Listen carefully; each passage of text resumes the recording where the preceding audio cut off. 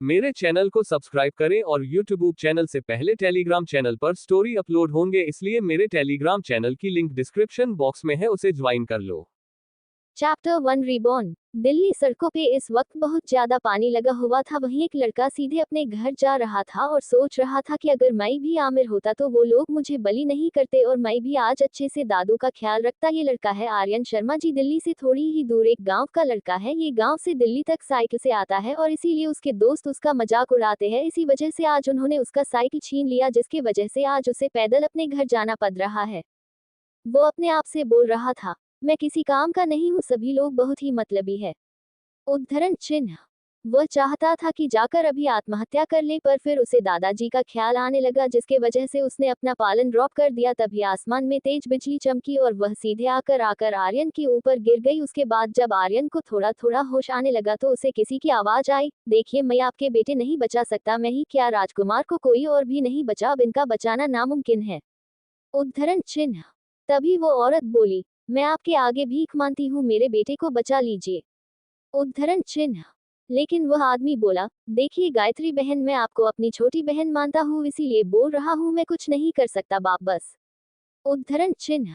तभी उनके कानों में आर्यन की करने की आवाज आई। उसकी आवाज सुनकर तो उसके कानों में एक राहत सी मिल गई। वो दौड़ते हुए आर्यन के पास गई और बोली, बेटा आप कैसे हो, प्लीज आप अपनी आंखें खोलो। तभी आर्यन ने धीरे धीरे अपना आंखें खोला। पहले पहले तो उद्धरण चिन्ह उसे सब धुंधला धुंधला दिख रहा था, लेकिन जब उसने अपना आंखें पूरी तरह खोला तो उसके सामने एक 35 साल की बहुत ही खूबसूरत औरत खड़ी थी। आर्यन समझने की कोशिश कर रहा था कि हो क्या है। उस औरत ने राजघराने की जैसी कपड़े पहना हुआ था। तभी तभी वो औरत बोली, बेटा तुम कैसे हो। तब उसे याद आया कि उसके ऊपर बिजली गिरी थी, पर वह कैसे बचा उसे समझ में नहीं आ रहा था। तभी उसके दिमाग में बहुत सारी जानकारियां आने लगी। तभी उसने उसके सर में कसके दर्द करने लगा। तभी वो औरत बोली, आर्यन बेटा तुम्हें क्या हुआ है। तभी वो वैद्य बोला, छोटी रानी राजकुमार को थोड़ी देर अकेले छोड़ दे, उनका बचना ही भगवान का आशीर्वाद है, आप उनकी शुक्रिया करें। और हाँ, अभी राजकुमार का शरीर बहुत कमजोर और है, इसीलिए इन्हें अभी आराम करने दे। उद्धरण चिन्ह। इतना बोलकर वह वैद्य वह से चला गया। उसके जाने के बाद वो औरत आर्यन के माथे किश किया और वह से चली गई। उसके जाने के बाद आर्यन ने अपना सर पकड़ लिया और बोला, मैं हूँ कहा। और ये औरत मुझे अपना बेटा क्यों बोल रही थी, उसे तो कुछ समझ में ही नहीं आ रहा था। तभी उसे कुछ यादें आने लगी। उसने अपने यादों को संभाला तो उसे पता चला कि वह अभी पृथ्वी पर नहीं है, वह इस वक्त किसी और ही दुनिया में आ गया है और यहाँ पे जीने के लिए मार्शल आर्ट सीखना पड़ता है, जिनकी वह अभी जिसके बॉडी में है उसका नाम भी आर्यन शर्मा है। और जो औरत अभी थी वो उसकी माँ गायत्री शर्मा है। वे लोग अभी रायजादा परिवार में रहते हैं, जो उसके माँ का घर है। उसके यादों में उसके पिता का कोई भी याद नहीं था। तभी उसे पता चला कोई वह अभी मार्शल आर्ट के शुरुआती लेवल पर भी नहीं था कि वह मार्शल आर्ट नहीं सीख सकता, इसीलिए सब उसके मजाक उड़ाते हैं। वैसे भी वह इस फैमिली से नहीं था, इसीलिए सब उसको बेकार बोलते थे। इसे सब रायजादा परिवार में सब कलंक मानते थे, इसीलिए उसके यहाँ के पहले बड़े बुजुर्ग के पोते ने उसकी ये हालत की थी, इसी वजह से उसकी जान चली गई थी। तभी उसमें धरती वाला आर्यन आ गया।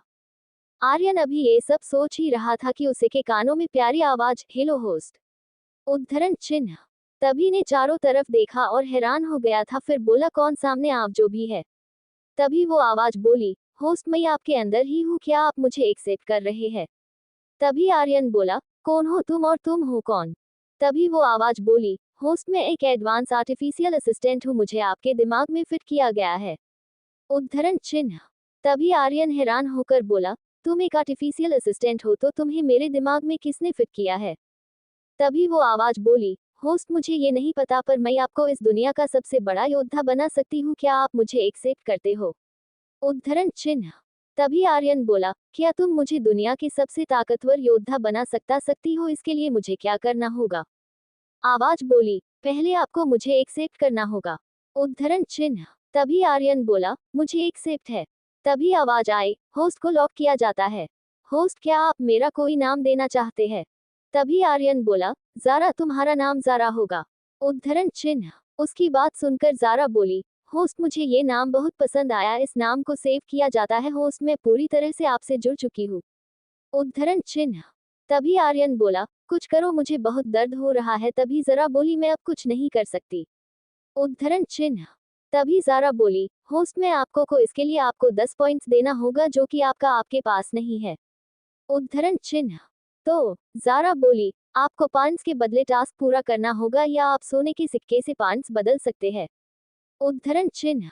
तभी आर्यन, अभी मेरे पास कुछ नहीं है तो तुम मुझे उधर दे दो और पॉइंट्स आने पर काट लेना। तो जारा बोली ओके होस्ट। उसके बाद उसके हाथ में सफेद रोशनी चमकने लगी और एक स्क्रॉल उसके हाथ में आ गया। तभी जरा बोली, इससे आप अपना एक्स्ट्रा एनर्जी को अपने पास समेट कर रख सकते हैं और अपनी बॉडी की ताकत को बढ़ा सकते।